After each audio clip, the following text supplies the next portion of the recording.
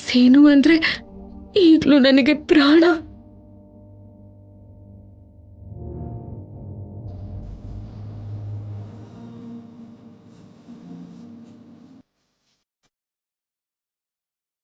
ಅವನ ಹಾಗೆ ನನಗಿರೋಕ್ಕಾಗಲ್ಲ.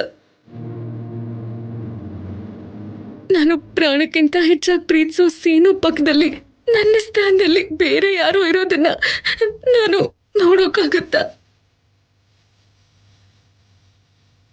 ನಾನು ಕನಸ್ಕಂಡು ಹಾಗೆ ಮದುವೆ ಹಸೆಮಣೆ ಮೇಲೆ ನನ್ನ ಸ್ಥಾನದಲ್ಲಿ ಚಾರು ಕೂತ್ಕೊಂಡಿರೋದನ್ನ ನನ್ನಿಂದ ನೋಡೋಕ್ಕಾಗತ್ತಾ?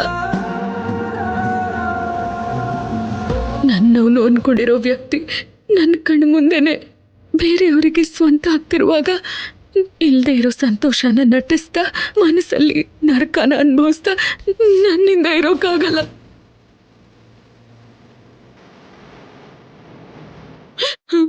ಅದಕ್ಕೆ ನನ್ನ ಹೋಗೋಕ್ಬಿಡಿ.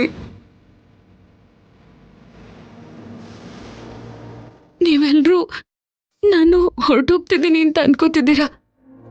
ಸೇನು ನೆನಪುಗಳಿಂದ ದೂರ ಹೋಗ್ತಿದ್ದೀನಿ. ಇಲ್ಲೇ ಇದ್ರೆ ಈ ಮನೆಯಲ್ಲಿ ಪ್ರತಿ ಮೂಲೆಯಲ್ಲೂ ನಮ್ಮಿಬ್ಬರ ನೆನಪುಗಳಿವೆ.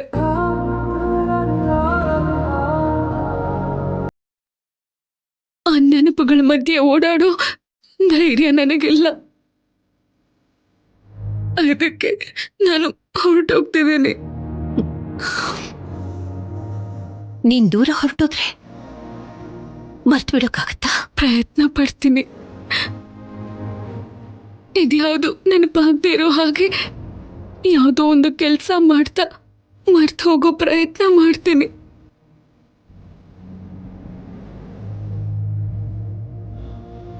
ಆಗಾಗ ನೆನಪಾದಾಗ ತಡ್ಕೊಳಕ್ಕಾಗಲ್ವೇನೋ ಹಾಗಂತ ಸೇನು ಚಾರು ಗಂಡನಾಗಿ ನನ್ನ ಕಣ್ಮುಂದೆನೆ ತಿರುಗ್ತಿದ್ದಾಗ ಅದನ್ನ ನೋಡಿ ತಡ್ಕೊಳ್ಳೋ ಧೈರ್ಯ ನನಗಿಲ್ಲ ದೊಡ್ಡಮ್ಮ.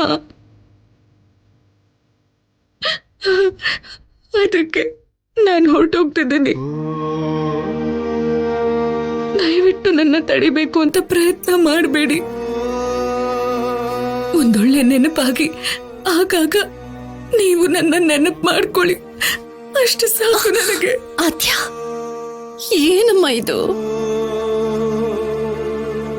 ಚಿಕ್ಕಪ್ಪ, ನೀವಾದ್ರೂ ಹೇಳಿ ಚಿಕ್ಕಪ್ಪ.